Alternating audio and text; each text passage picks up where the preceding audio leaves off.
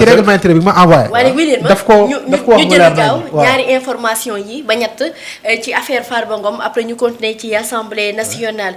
ñu ngi xamal ni Ablaye Ndiaye nag ñun min doon ko mooy ki yore communication Farba daal dinañ koy interpellé nañ ko par les éléments de la police en civil au moment où il s'apprêtait à quitter le tribunal de Dakar. Il a été conduit à la cybercriminalité baatu dëgg ñoom ñoo ko wax ñu fësal lu ni mel. beneen information jëm ba tey ci Farba ñu ngi xamal ni Farba moom daal chambre 42 la nekk chambre 42 nag Lat Diop fa la ne donc ñoom ñaar ñoo bokkandi chambre. keneen ku àddu nag ci affaire Farba di Mansour Faye Mansour moom temps yi ci buntu Facebook yi la toog ak tweet yi Mansour nee na son Altesse est heureuse, sa commande exécutée. Farba va passer sa première nuit en prison. La menace de Agnam est passée par là. Au juste, qu'est-ce que Farba a commis comme délit? Tous ceux qui sont dans le courtage et dans l'intermédiation et au-delà, les Sénégalais tout court sont en danger. C'est triste. Cette justice est à terre. Elle s'est affalée devant les caprices d'un petit prince qui n'a d'autres ambitions que d'extérioriser un nain complexe qui le ronge et qui va le détruire. Son incompétence et son incapacité à apporter des solutions aux préoccupations et à la commande économique des Sénégalaises et des Sénégalaises vont le perdre. L'emprisonnement injuste et injustifié de Farba Ngom sonne comme le début de la fin de ce régime. Un président isolé qui n'assume pas ses responsabilités. Un premier ministre alias SAS, demi-dieu. En roue libre qui ternit l'image de notre diplomatie, désagrège la cohésion nationale et menace l'intégrité territoriale. Voilà le nouveau visage du Sénégal d'aujourd'hui. Je vous l'ai dit et vous le répète encore. Le Sénégal est en danger avec une complice coupable, notre passivité. Mansour de lii la yëkkati. Atia. Mansour Faye. xam ne dama ci topp.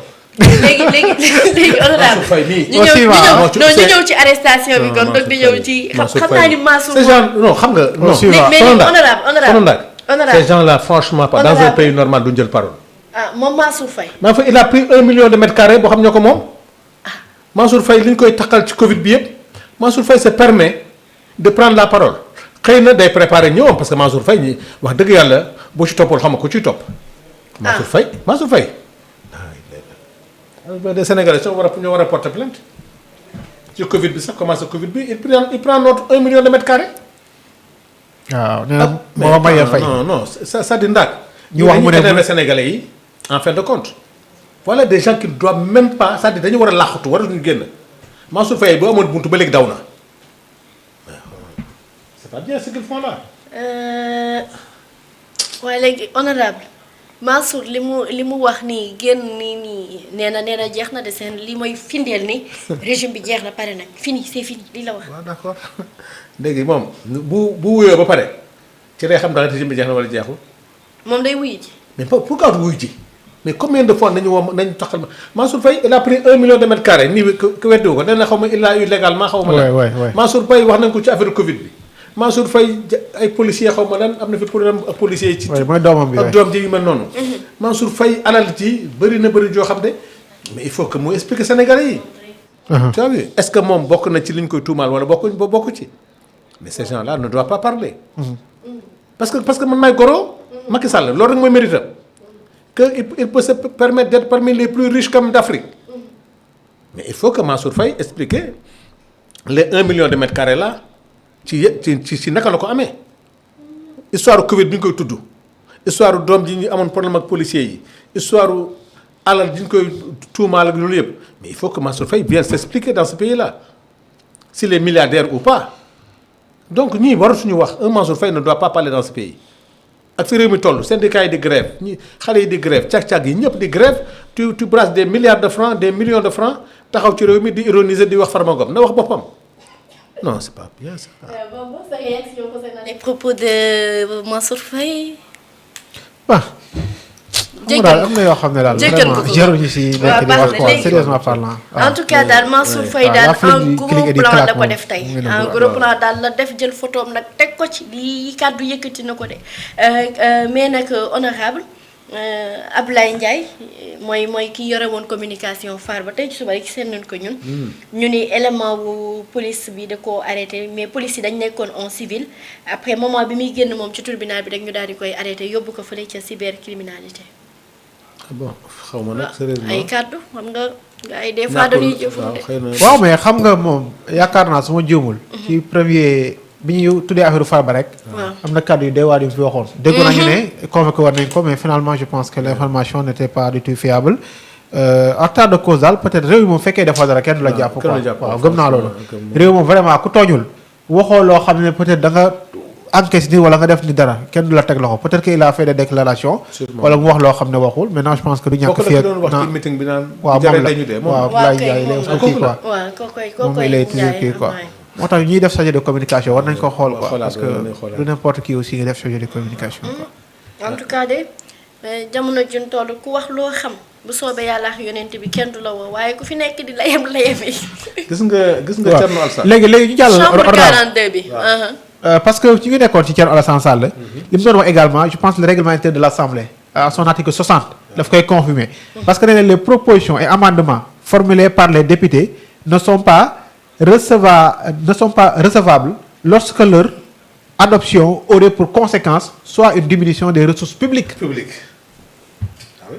Soit la création ou l'aggravation d'une charge publique. À moins que ces propositions ou amendements ne soient assortis de propositions de recettes compensatrices.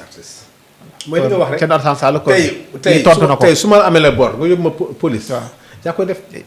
parce que le député. pourquoi ñu def ko. le député. Thierno Alassane. qui demande. à tous ces milliers de jeunes soit retournés en prison. cela veut dire que c'est des dépenses supplémentaires qui vont se poser à l'État. il faut que Thierno Alassane trouve ça c'est la loi que Macky Sall nous a laissé ici. loo xam ne ñoom la Thierno Alassane bi muy nekk Macky Sall ñoom la woon. ñoo fi bàyyi loi bii. loolu mooy wan ne député.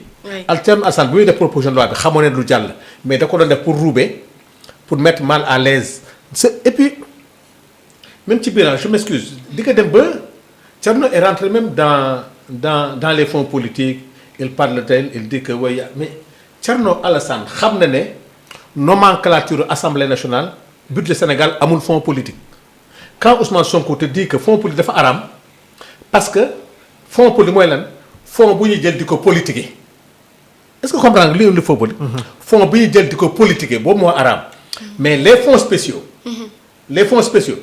am na dem nañu ba neen les fonds spéciaux là dañ koy contrôler encadrer ko di ko contrôler Thierno même est allé plus loin il a même dit que quand la journaliste lui a posé la question ne ko mais fonds spéciaux c'est normal parce que ci la enquête yi nekk ci la nanga mën a woo mais xam nga dem nañ ngeen tey et puis loolu sax dem na ko ba ne ko di nga gis kilifa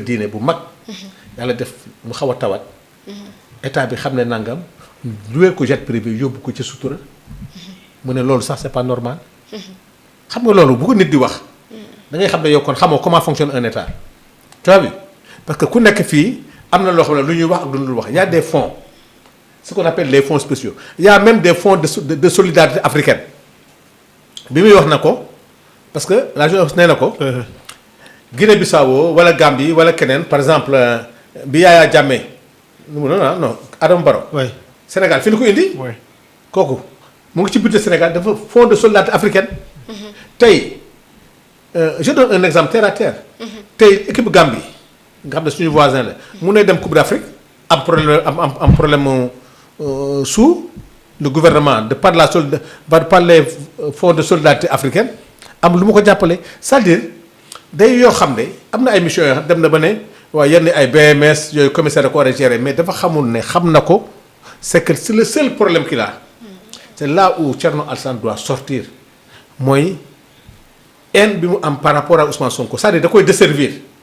haine la am moom ci Ousmane. non tout ce qu'il a dit hier c'est sûr quand il pense jusqu'à faire retourner Ousmane Sonko en prison xam nga loolu mooy li dal na Moustapha Diakhaté. Moustapha Diakhaté. waaw. Babacar Gaye